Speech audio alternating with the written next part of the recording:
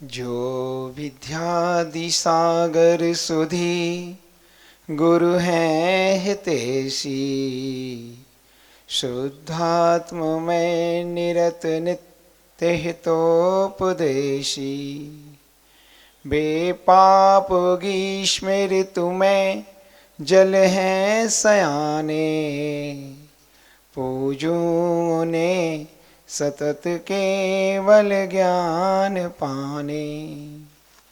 जब बोलो देवादिदेव प्रथम देव श्री आदिनाथ भगवान की, नेमिनाथ भगवान की, पार्श्वनाथ भगवान की, संत शिरोमणि आचार्य गुरुवर श्री विद्यासागर जी महामुनि राज की, मुनि श्री सौम्य सागर जी महाराज की, मंच पर विराजमान समस्त मुनि राजों की। जय बोलो परम पूज्य मुनि श्री नित्य सागर जी महाराज की, मुनि संघ की।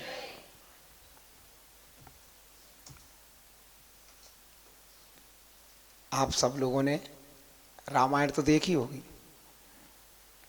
और रामायण में कितने पात्र हैं मुख्य? दो, है ना, राम और रावण। रावण के बारे में आप लोगों की सबकी क्या धारणा है? कि रावण परस्त्रीगामी था, है ना, क्योंकि सीता का हरण किया था। उसके पहले की एक घटना हम आप लोगों को सुनाते हैं, और उस घटना से आप लोगों के समझ में ये आ जाएगा कि ये जो हमने अभी तक रावण के बारे में विचार रखा है कि वो परस्त्रीगामी है, ये बिल्कुल निराधार है। जब एक रत्नपुर नगर था और उसमें एक नलकुमार नाम का राजा राज करता था,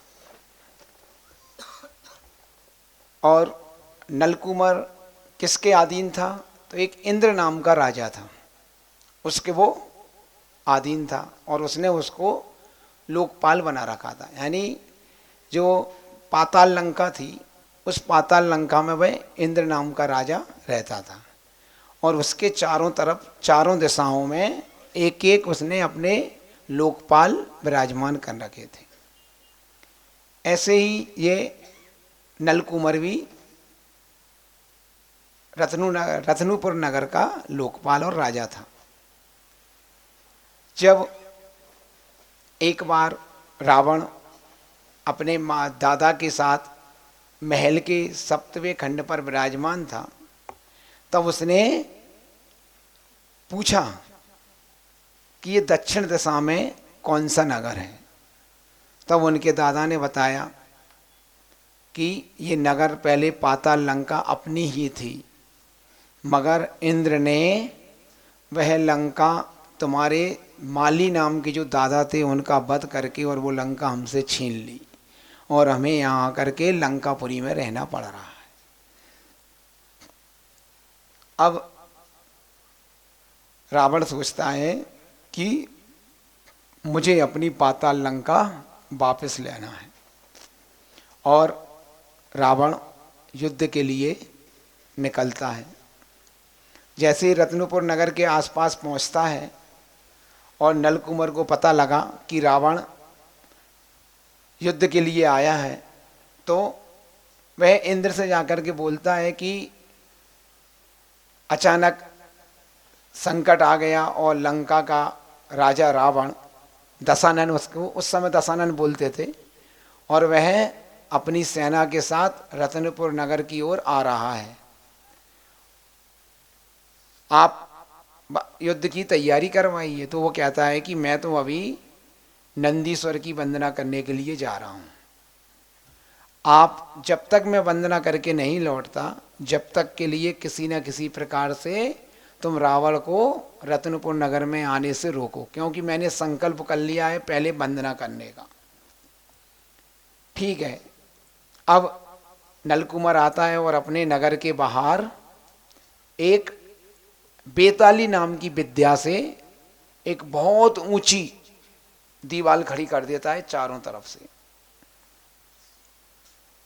दीवाल खड़ी करने के बाद निश्चिंत होकर के आराम से बैठ जाता है, क्योंकि वो उस विद्या को किसी की भी ताकत नहीं थी नष्ट करने की।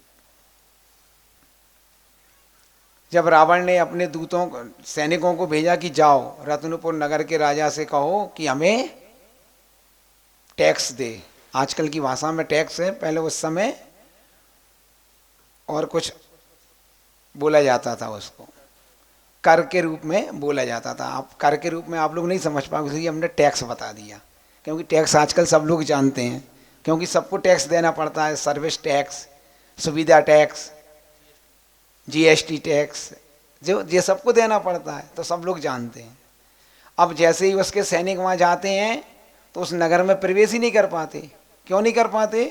क्योंकि वह विद्या के बल से जो दीवार खड़ी हुई थी, उस दीवार को छूने के पहले ही 10 फुट दूर से ही वहाँ अग्नि की वर्षा होने लगती थी, बाहर के व्यक्ति को देख करके। तो वापस आ जाते हैं।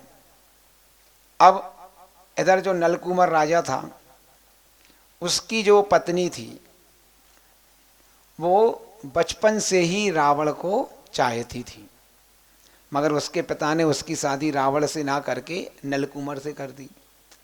अब उसे जैसे ही पता लगा कि नगर के बाहर रावण आया है, तो उसने एक अपनी दासी को रावण के पास भेजा,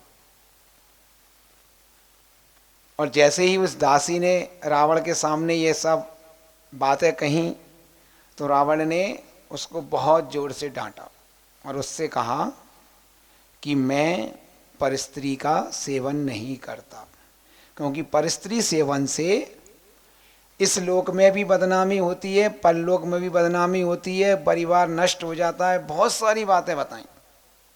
और उसने और बाद में ये कह दिया कि मैं तुम्हारी रानी की इस प्रकार की इच्छा करने के मामले में सबसे ज़्यादा दरिद्र हूँ, यानी इस इच्छा को पूरी करने में मैं सबसे ज़्यादा गरीब व्यक्ति हूँ, मैं इस इच्छा को पूरी नहीं कर सकता। और फिर यही वाली बात उसने विभीषण और उसके भानुकर्ण नाम, जो जिसको आप कुंभकर्ण के नाम से जानते हो ना, उसका नाम भानुकर्ण है। और उसके बारे में आप लोगों ने सुन रखा है कि वो 6 महीने सोते थे, एक दिन जागते थे। तो ऐसा नहीं है, वो प्रतिदिन उसका नियम था। कौन का? भानुकर्ण का। कि जिस दिन वो अभिषेक पूजन करने के बाद दिगंबर मुनि को आहार नहीं देगा, तो उस दिन का उसका उपवास रहता था। ये नियम लिया था उसने शांतिनाथ भगवान के सामने।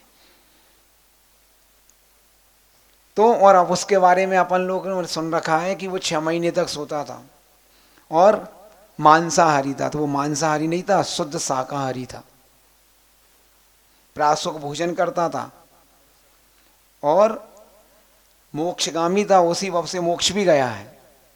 मगर हम उनके बारे में ऐसा ऐसा उल्टा सीधा सुनते रहते हैं और विश्वास कर लेते हैं। तो अपन को ये जो अपने मन में भ्रांतियां हैं वो ये अपन को अलग करना है। यहाँ आप लोगों को ये कहानी सुनाने का मेन उद्देश्य यही है। अब क्या हुआ? तो विभीषण ने उससे कहा कि भैया हमें इस लंका को अपनी को वापस लेना है, पाताल लंका को वापस लेना है। जब हम रत्नपुर को ही नहीं जीत पाएंगे तो पाताल लंका को कैसे जीतेंगे? इसलिए वह रानी आपके ऊपर मोहित है। हो सकता है कि वह रानी आपको नगर में प्रवेश का कोई रास्ता बता दे। इसलिए जब किसी का राज्य अपन को जीतना होता है तो साम दाम दंड भेद किसी न किसी तरह से ये उपाय करना चाहिए। रावण को कुछ समझ में आता है तो रावण उस दासी से लौट के आके बात करता है और उससे कहता है कि ठीक है, तेरी जो महारानी है या तेरी जो रानी है वो मुझे चाहती है तो मैं उसके लिए तुझे अनुमति देता हूँ। वह दूती जाती है और रानी को लेकर के आ जाती है। जब रानी आ गई, अब रावण के मन में तो ये पक्का विचार था कि मुझे परस्त्री सेवन नहीं करना है। फिर रावण उससे कहता है, देखो वो अपने चारित्र को बचाने की वो कैसे बहाने बनाता है और उस माया जाल करता है और उससे कहता है इस जंगल में तेरे साथ रमण करने से मुझे क्या सुख मिलेगा। मेरी इच्छा है कि मैं तेरे ही महल में तेरे साथ रमण करूं, तब मुझे सुख आएगा। इसलिए तू नगर में प्रवेश का मार्ग बता। अब रानी तो उसके ऊपर आसक्त थी, मोहित थी, तो उसने उस नगर में प्रवेश का भेद बता दिया। क्या बता दिया कि ये बेताली विद्या है और इसी के माध्यम से ये दीवार खड़ी करी गई है। अगर तुम ऐसी विधि से अगर आप एक उपास करके और इसका वो जाप करोगे मंत्र का, तो ये बेताली विद्या आपको प्रसन्न होकर के रास्ता दे देगी। और रावण ने वो ही किया और वो करने के बाद वो दीवार अलग हो जाती है और रावण की सेना रत्नपुर नगर में प्रवेश कर जाती है और देखते ही देखते नलकुमार को बंदी बना लिया जाता है। नलकुमार को बंदी बना लिया गया और अब रानी जो उपरंबा उसका नाम था रानी का, और वह रानी अब रावण के जिस महल में रावण रुका हुआ था उसमें पहुंच जाती है। तो जैसे ही रानी प्रवेश करती है महल में, रावण नीचे आकर के उसको तो बिठाल देता है सैया पर, पलंग पर, और खुद उसके चरणों में जाके बैठ जाता है। और जब वह रानी कहती है कि अरे आप यह क्या कर रहे हैं, आप नीचे क्यों बैठ गए, आप तो ऊपर बैठिए, तो वो कहता है कि नहीं, आपने मुझे नगर में प्रवेश करने का भेद बताया, इसलिए आप मेरी गुरु माँ हैं। कौन है? गुरु माँ हैं। आप तो मेरी माँ के समान हैं और मैं माँ की बराबरी पे कैसे बैठ सकता हूँ, इसलिए मैं आपके चरणों में ही ठीक हूँ। और फिर उसको बहुत अच्छे से समझाता है और समझाने के बाद नलकुमार को बुलाता है और फिर कहता है कि आज से तुम मेरे चौथे भाई हो। नलकुमार से कहता है, और मैं जे तुमसे जो मैंने राज्य जीता है रत्नपुर का, वो राज्य तुम्हारा ही है। तुम अच्छे से अपने राज्य का पालन करो और अपनी पत्नी के साथ प्रेम से इसी नगर में रहो। तो अब आप लोगों के मन में जैसी रावण के प्रति धारणा थी, आज से बदल लेना। रावण ने, क्योंकि रावण इतना रूपवान था और उसने शांतिनाथ भगवान के सामने ये नियम लिया था कि जो स्त्री मुझे नहीं चाहेगी मैं उसके साथ कभी भी जबरदस्ती नहीं करूँगा। इसी नियम के कारण से सीता का सील बचा रहा। हरण तो किया सीता का, मरण उसका सील भंग नहीं किया रावण ने। तो रावण के बारे में और कुंभकर्ण के यानी भानुकर्ण के बारे में भी अपनी धारणा बदलना है अपन को कि क्या भानुकर्ण प्रतिदिन सुबह अभिषेक पूजन करते थे और उसके बाद दिगंबर मुनियों को आहार देते थे और दिगंबर मुनियों के आहार के बाद ही वो भोजन करते थे। ऐसे ही जो हनुमान जी हैं, हनुमान जी अपने यहाँ कामदेव हैं। एक नाम के कई व्यक्ति होते हैं ना, तो अपन वो वाले हनुमान जी की बात नहीं कर रहे। उनकी रामायण के जो हनुमान जी हैं वो तो अलग हैं, अपने हनुमान जी अलग हैं। अपने हनुमान जी कौन है? जो श्रीशैल नाम का एक विद्याधर था और जब उसका जन्म हुआ था तो जंगल में उसका जन्म हुआ और वह जब एक दिन का था तो विमान में उसकी माँ के मामा जब उसको विमान में बिठाकर अपने घर ले जा रहे थे तो सूरज की किरणों के साथ खेलते खेलते वह बालक नीचे विमान से जमीन पे गिर जाता है और जमीन पे जब गिरता है तो जिस शिला पर वो गिरा वह शिला चूर चूर हो गई। तो सब लोगों ने नीचे विमान से उतर के जब देखा कि शिला चूर चूर हो गई, तो उसी समय उसका नाम श्रीशैल रख दिया कि जिसके गिरने से ये शिला चकनाचूर हो गई, ऐसा इस बालक का नाम श्रीशैल रखा जाता है। और जो उसकी माँ थी, उसके जो मामा थे, वो हनुरद्वीप में रहते थे। कहाँ रहते थे?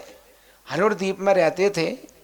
और वहाँ उस बालक का जन्म महोत्सव अच्छे से मनाया गया था, क्योंकि जंगल में जन्म हुआ और जन्म होते ही साथ उनके मामा वहाँ पहुँच जाते हैं कुछ ही समय बाद, और अपने विमान में बिठा करके हनुरद्वीप ले आए। तो इसलिए उस बालक का नाम श्रीशैल के साथ साथ हनुमान भी पड़ गया। और जब रावण का युद्ध वरुण नाम के एक विद्याधर से छिड़ गया, तब रावण ने अपनी सहायता के लिए हनुमान यानी श्रीशैल के दादा के पास समाचार भेजा। तो दादा और उसके पिता पवनंजय दोनों जब युद्ध के लिए तैयार होते हैं, तो वो कहते हैं कि श्रीशैल का राज्याभिषेक करेंगे, उसके बाद हम लोग युद्ध के लिए जा रहे हैं। तो श्रीशैल कहता है कि मेरे होते हुए आप लोग वहाँ क्यों जा रहे हैं? इसमें तो मेरी तौहीन हो रही है, यानी मेरी बेइज्जती हो जाएगी। मेरे रहते हुए, मेरे जैसे पुत्र के रहते हुए अगर मेरे पिता युद्ध में जाएं तो ये मेरे लिए शर्म की बात है। इसलिए हे पिताश्री, आप मुझे युद्ध में जाने की आज्ञा दीजिए। और अपने दादा और पिता से दोनों से आज्ञा लेकर श्रीशैल रावण की मदद करने के लिए पहुंच जाता है। और जब वरुण के 100 पुत्रों ने रावण को, विभीषण को और रावण के जीजा खरदूषण को, इन तीनों को चारों तरफ से घेर लिया, तब मात्र श्रीशैल ने जाकर के अकेले ही उन 100 पुत्रों को बांध लिया और इनको मुक्त करा दिया। उससे प्रसन्न होकर के रावण ने यानी दशानन ने अपनी बहन की पुत्री का विवाह श्रीशैल के साथ कर दिया। ऐसे ही फिर 1000 और राजकुमारियों के साथ उस श्रीशैल का विवाह संपन्न हुआ। और फिर उसके लिए एक किस्कुपुर पर्वत के बगल में दूसरा पर्वत था, उसका नाम हमें याद नहीं आ रहा, उस पर उसका महल बनवा करके और श्रीशैल वहाँ रहने लगते हैं। तो हनुमान जी, उनके हनुमान जी अलग हैं और अपना हनुमान अलग है। अपना हनुमान क्यों है कि वो श्रीशैल नाम का एक विद्याधर है और हनुरद्वीप में रहता है, इसलिए उसको हनुमान कहते हैं। तो जो रामायण में हनुमान आता है वो अलग हनुमान है और अपना हनुमान अलग है, क्योंकि अपने जो हनुमान है जे ही मोक्ष, उसी भाव से मोक्ष को प्राप्त हो चुके हैं। अब अपन बड़े महाराज जी को सुनेंगे, ठीक है? तो बोलो संत शिरोमणि आचार्य गुरुवर श्री विद्यासागर जी महामुनि राज की। मैं पूज्य मुनि श्री सौम्य सागर महाराज जी से निवेदन करता हूँ कि वे अपनी अमृतमय वाणी से